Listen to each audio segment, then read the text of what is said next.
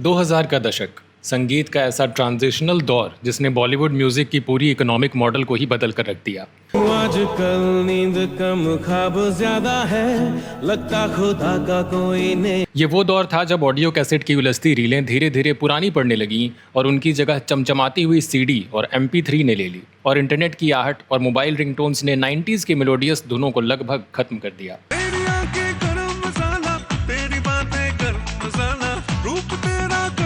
ये वो दशक था जब गायकों का युग धीरे धीरे पीछे छूटने लगा और बंद कमरों में धुनें बनाने वाले म्यूजिक डायरेक्टर्स असल मायनों में बॉलीवुड के रॉक स्टार्स बनने लगे।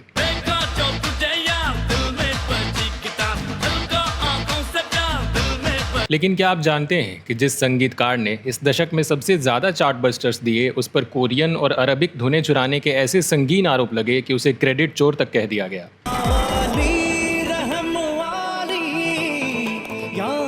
क्या आप यकीन करेंगे कि इनमें से एक संगीतकार ने अपनी नाक से गाकर लगातार कई साल तक पूरे देश को हिप्नोटाइज कर दिया, लेकिन फिर उसकी अपनी ही महत्वाकांक्षा ने उसके खुद के बनाए साम्राज्य को निगल लिया।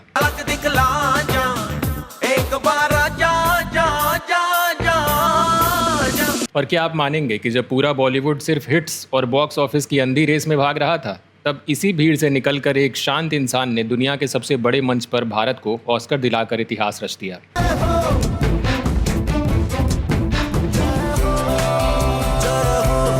दोस्तों, आज के इस म्यूजिकल डॉक्यूमेंट्री स्पेशल में हम साल 2000 से 2009 तक के ऐतिहासिक दशक के टॉप 5 म्यूजिक डायरेक्टर्स की जर्नी की उस गहराई में उतरेंगे जिसे आज तक किसी ने इतने करीब से नहीं देखा होगा।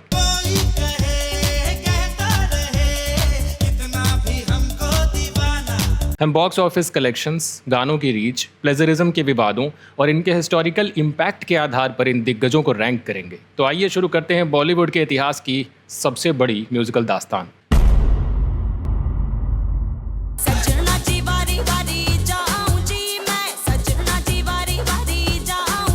हमारी इस लिस्ट में 5वें नंबर पर है वो डायनामिक जोड़ी जिसने 2000 के दशक के युवाओं को उनका पार्टी एंथम दिया था।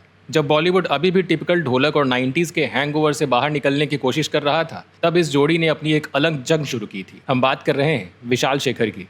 एक नजर में भी प्यार होता है, मैंने सुना। आज विशाल शेखर सुपरस्टार हैं, लेकिन 2000 के दशक में इन्हें बार बार कहा जाता था कि इनका म्यूजिक सिर्फ अंग्रेजी बोलने वाले शहरों और एलीट मल्टीप्लेक्स के लिए होता है।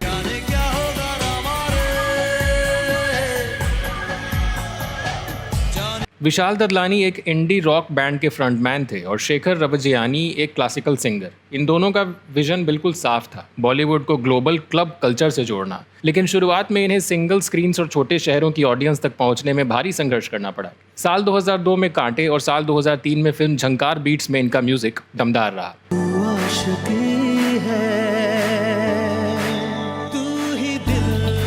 R.D. बर्मन को ट्रिब्यूट देती हुई फिल्म झंकार बीट्स के म्यूजिक ने साबित कर दिया था कि ये जोड़ी मेलोडी और वेस्टर्न बीट्स का परफेक्ट बैलेंस करना जानती है। बचना ऐ हसीनो, तो मैं आ गया। लेकिन इनका असली धमाका हुआ साल 2005 में अनुभव सिन्हा की फिल्म 10 बहाने करके ले गए दिल, ले गए दिल।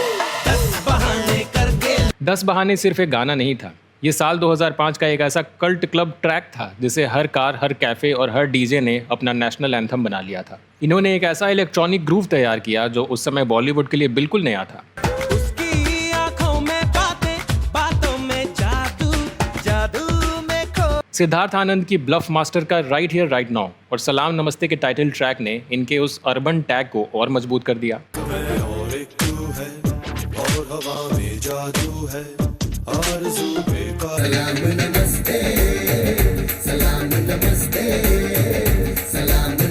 साल 2006 में फिल्म गोलमाल के संगीत ने भी खूब जादू बिखेरा, लेकिन साल 2007 में फराह खान की ओम शांति ओम ने सब कुछ बदल कर रख दिया। आँखों में तेरी अजब सी अदाएं हैं। अजब सी में केके की आवाज, दर्दे डिस्को की एनर्जी और जग सुना लागे का सूफी टच, विशाल और शेखर ने दिखा दिया कि ये larger than life commercial cinema भी हैंडल कर सकते हैं। दिल में मेरे है दर्द डिस्को, दर्द डिस्को, दर्द डिस्को, दिल में मेरे है दर्द डिस्को। इसके बाद साल 2008 की दोस्ताना की देसी गर्ल ने इन्हें धर्मा और यशराज जैसे बड़े बैनर्स का भी फेवरेट बना दिया।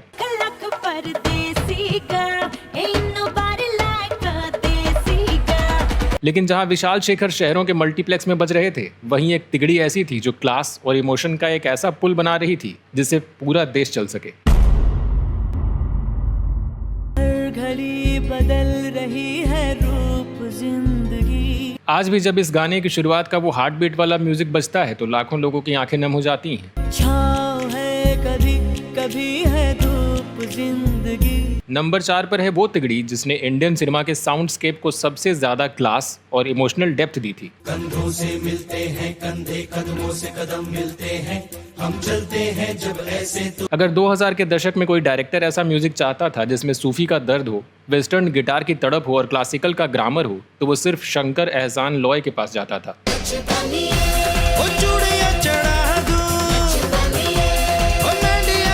साल 2001 फरहान अख्तर की फिल्म दिल चाहता है।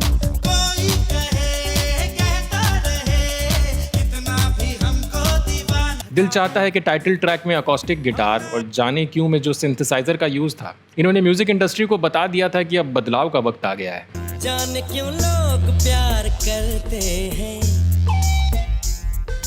इनकी बादशाहत का सबसे बड़ा सबूत साल 2003 में कल हो ना हो के साथ मिला, जिसके लिए इन्होंने national award for best music direction अपने नाम किया। वो दास्तां कल हो ना हो। इसके बाद इस तिगड़ी ने कभी पीछे मुड़कर नहीं देखा। फरहान अख्तर की लक्ष्य का मोटिवेशनल एंथम हो या बंटी और बबली का वो नेशनल आइटम नंबर जिसने अमिताभ और ऐश्वर्या को एक साथ नचाकर पूरे देश के सिंगल स्क्रीन्स पर आग लगा दी थी।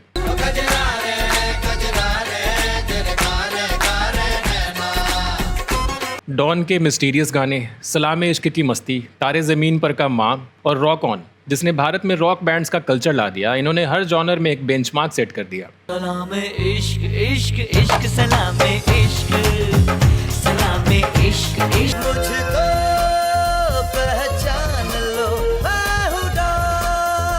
तुझे सब है पता है ना माँ। साल 2009 में फिल्म वेकअप सीट के गाने भी लोगों ने खूब पसंद किए।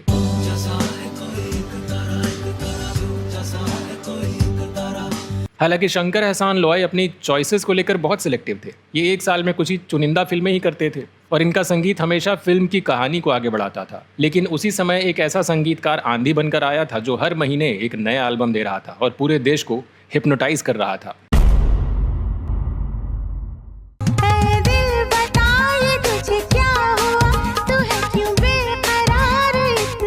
अगर आपने साल 2005-06 के दौरान भारत की किसी भी गली में कदम रखा होगा, ऑटो रिक्शा हो, FM रेडियो हो, चाय की टपरी हो या टीवी का कोई भी चैनल, तो सिर्फ एक ही आवाज़ सुनाई देती थी।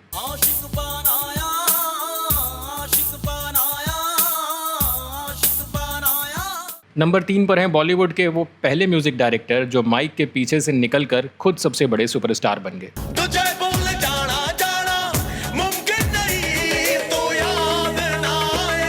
जिन्होंने कैप लगाने और माइक पकड़ने के खास अंदाज से पूरे देश में ऐसा जादू किया जिसे शब्दों में बयान करना मुश्किल है।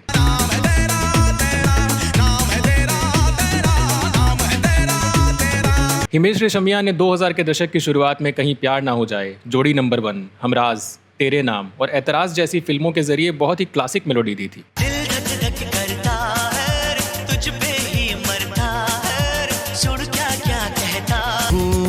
जाना दूर न जाना ओ जाने जाना प्यार। लेकिन साल 2005 में फिल्म आशिक बनाया आपने के साथ इन्होंने एक ऐसा जुआ खेला जिसने इंडस्ट्री की दिशा ही बदल दी। इन्होंने अपनी हाई पिच नेजल आवाज में इस फिल्म का टाइटल ट्रैक गाया था। लोगों ने पहले तो इसे अजीब कहा, लेकिन फिर ये गाना एक ऐसा नशा बन गया कि पूरे देश में इसके अलावा कुछ सुनाई ही नहीं दे रहा था।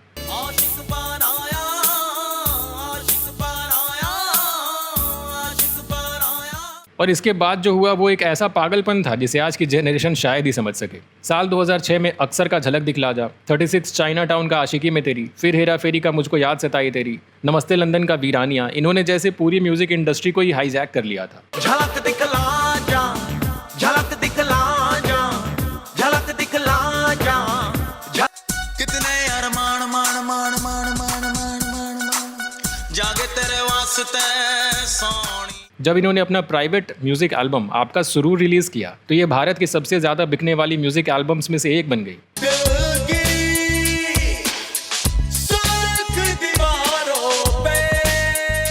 गली के हर लड़के ने हिमेश रेशमिया जैसी कैप लगानी शुरू कर दी और हाथ में फ़ोन लेकर तेरा सुरूर गाने लगे। लोगों के मोबाइल्स पर कॉलर ट्यून और रिंगटोन्स में भी सिर्फ हिमेश रेशमिया ही थे। ये तेरा मेरा मिलना, यूं दिलों का खिलना। लेकिन सिर्फ 3 साल बाद वही लोग हिमेश पर हंस रहे थे। तो फिर एक रॉक स्टार का ये साम्राज्य इतनी जल्दी कैसे गिर गया? दरअसल आपका सुरूर की रिलीज के बाद हिमेश के अंदर का म्यूजिक डायरेक्टर पीछे छूटने लगा और एक एक्टर पैदा हो गया। ये फिल्मी बातें मत करो चड्डा, वरना किसी फैन से लटका कर तुम्हें ऐसा घुमाऊंगा कि भूल जाओगे कि इंसान हो या लट्टू। खून खराबे से मैं भी नहीं डरता। तेरे शरीर में इतना खून नहीं होगा जितना रवि कुमार एक बार में मूत देता है। धीरे धीरे इनका फोकस अपनी फिल्मों और अपनी स्क्रीन प्रेजेंस पर ज़्यादा होने लगा। इन्होंने एक साथ बहुत सारी फिल्मों में काम करना शुरू कर दिया, जिससे ओवर एक्सपोजर भी होने लग गया। ऑडियंस का टेस्ट भी बदल रहा था और कर्ज और रेडियो जैसी फिल्मों के बॉक्स ऑफिस पर बुरी तरह पिटने के बाद इनका मास हिस्टीरिया शांत होने लगा। एक म्यूजिकल लेजेंड जिसने इंडस्ट्री को अपने इशारों पर नचाया था, उसने अपनी राहें खुद ही बदल ली। मैं वो चांद जिसका तेरे बिन। लेकिन जब हिमेश रेशमिया का साम्राज्य गिर रहा था, उसी समय बॉलीवुड में एक संगीतकार चुपचाप अपनी सबसे बड़ी चढ़ाई कर रहा था। दिल इबादत कर रहा है, धड़कने मेरी सुन, तुझको मैं कर लूं। एक ऐसा संगीतकार जिसके गानों पर पूरा भारत नाच रहा था, जिसके हर एल्बम के साथ बॉक्स ऑफिस पर करोड़ों की बारिश हो रही थी। लेकिन अचानक इंटरनेट के कुछ कोनों में एक ऐसी खबर उठी जिसने पूरी इंडस्ट्री में खलबली मचा दी।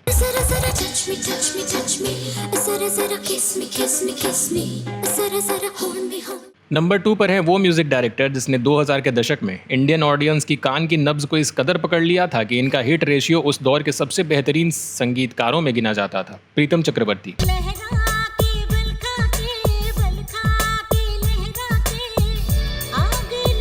साल 2004 में फिल्म धूम के टाइटल ट्रैक ने भारत के युवाओं को बाइक्स और रॉक म्यूजिक का ऐसा धूम मचवाया जो कभी फीका ही नहीं हुआ। इश्क इश्क करना है कर ले, इश्क इश्क में जी ले मर ले, इश्क इश्क है सब। इसके बाद साल 2006 में अनुराग बसु की गैंगस्टर। भीगी भीगी सी है रातें, भीगी भीगी यादें, भीगी भीगी बातें, भीगी भीगी आंखों में कैसी। वो लम्हे, life in a metro, Bhool Bhulaiyaa, Jab we met, race, Singh is king, Billu, New York, Tum Mile, अजब प्रेम की गजब कहानी और लव आजकल। तेरी आंखें भूल भुलैया, बातें हैं भूल भुलैया, तेरे सपनों की गलियों में। पहली नजर में कैसा जादू कर दिया तेरा।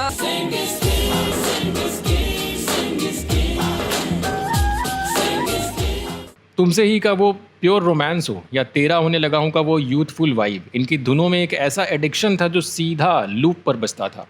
तुमसे ही दिन होता है, सुरमई शाम आती है। लेकिन इसी शानदार सफर के बीच एक खामोश इन्वेस्टिगेशन भी शुरू हो चुकी थी। दरअसल 2000 के दशक में इंटरनेट भारत में पैर पसार रहा था। म्यूजिक ट्रैकिंग साइट्स जैसे i2fs और फोरम्स पर कुछ लोग प्रीतम के गानों की ओरिजिनल जड़ें तराशने लगे और फिर धीरे धीरे जो सबूत सामने आए उन्होंने सभी को हैरान कर दिया। लोगों ने पाया कि फिल्म रेस का सुपरहिट गाना पहली नज़र में, जिसे सुनकर पूरा देश आशिक बन गया था, वो दरअसल किम ह्यूंग सुप के कोरियन गाने सारंग हे यो से काफ़ी हद तक प्रेरित था।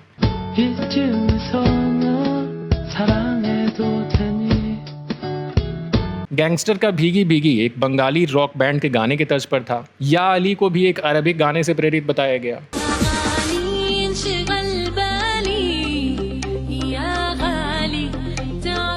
इन खुलासों के बाद प्रीतम को मीडिया और सोशल नेटवर्क्स पर भारी ट्रोलिंग का सामना करना पड़ा। लेकिन इस मिस्ट्री का अंत तब हुआ जब खुद प्रीतम ने सामने आकर इस पर बात की। प्रीतम ने इंटरव्यूज़ में अपनी इस गलती को माना और कहा कि हाँ, शुरुआत में मुझसे गलतियां हुई, मैंने धुनों से प्रेरणा ली, लेकिन बाद में मैंने अपने काम पर बहुत मेहनत की। इन विवादों के बावजूद इनका टैलेंट इतना कमाल का था कि इन्होंने Jab we Met, Life in a Metro और लव आजकल जैसी मास्टरपीस एल्बम्स देकर आलोचकों के मुंह पर ताला लगा दिया। जहाँ विशाल शेखर शहरों में बज रहे थे, वहीं प्रीतम पूरे देश में।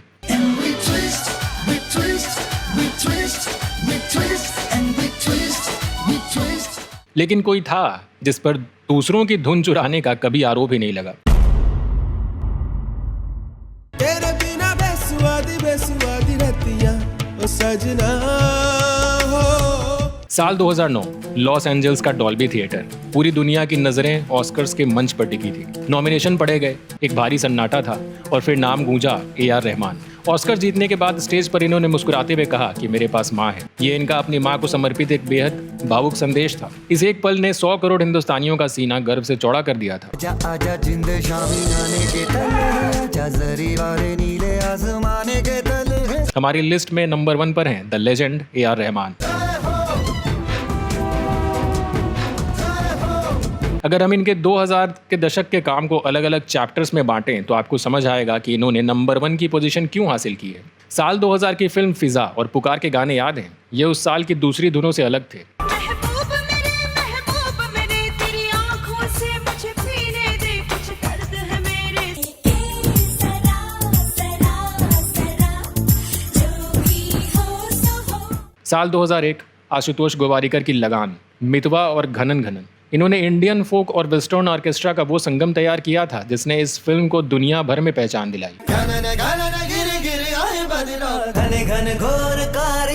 इसी साल नायक और जुबैदा के गाने भी लोगों ने पसंद किए। चलो चले मितवा इन ऊंची नीची राहों में। साल 2002 में साथिया का टाइटल ट्रैक और चुपके से इन्होंने अर्बन रोमांस को एक ऐसा अकॉस्टिक फील दिया था जो आज भी ताज़ा लगता है। चुपके से रात की चादर तक। साल 2004 की फिल्म स्वदेश का ये जो देश है तेरा में इन्होंने जो शहनाई का इस्तेमाल किया उसने अपनी जड़ों से दूर रह रहे हर इंसान को भी रुला दिया। ये जो देश है तेरा स्वदेश है तेरा। इसी साल युवा फिल्म के गाने भी पॉपुलर हुए।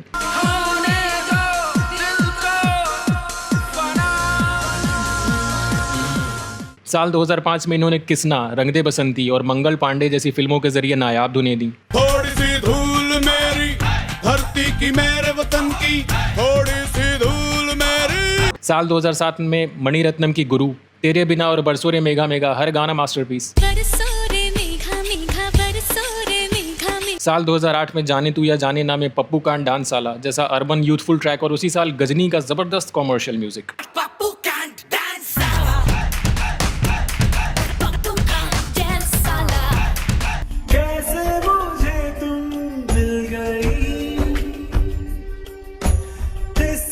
जोधा अकबर और दिल्ली 6 के गाने भी खूब सराहे गए। कहने को जश्न बहारा है, इश्क ये देख के हैरा है।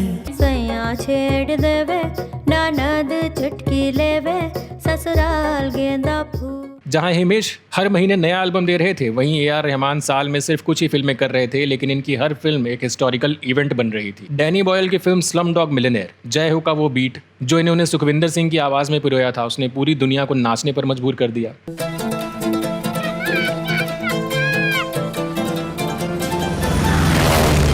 जहां इनके समकालीन कई संगीतकारों पर लगातार प्लेजरिज्म के आरोप लग रहे थे वहीं AR रहमान की पहचान मौलिकता और साउंड डिजाइन के लिए बन गई। इन्होंने क्वालिटी, वर्सेटैलिटी, मास अपील और ग्लोबल रिकॉग्निशन के वो सारे पैरामीटर्स तोड़ दिए जो किसी भी इंडियन म्यूजिक डायरेक्टर के लिए संभव माने जाते थे।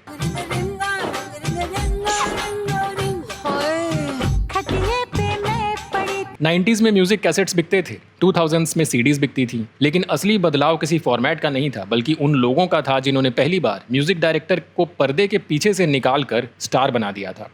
मसक कली उड़ मटक कली मसक कली। तो दोस्तों आपको 2000 के दशक के इन लेजेंडरी म्यूजिक डायरेक्टर्स में से सबसे ज्यादा किसकी धुनों ने अपना दीवाना बनाया था? कमेंट में अपनी बेबाक राय जरूर बताएं। साथ ही आप इन डायरेक्टर्स को किस रैंकिंग में देखते हैं वो भी जरूर शेयर करें। और अगर इस म्यूजिकल नोस्टैल्जिया और इन सुरीली धुनों के पीछे ये म्यूजिकल दास्तान पसंद आई हो तो इस वीडियो को लाइक करें और अपने दोस्तों के साथ शेयर करें। ऐसे ही बॉलीवुड के सबसे रियल, अनफिल्टर्ड और सच को गहराई से जानने के लिए सब्सक्राइब करें आपका फेवरेट चैनल बेबाक बॉलीवुड। मिलते हैं अगले वीडियो में एक और दिलचस्प दास्तान के साथ। तब तक के लिए नमस्कार। मैं तन्हाइयों में भी तन्हा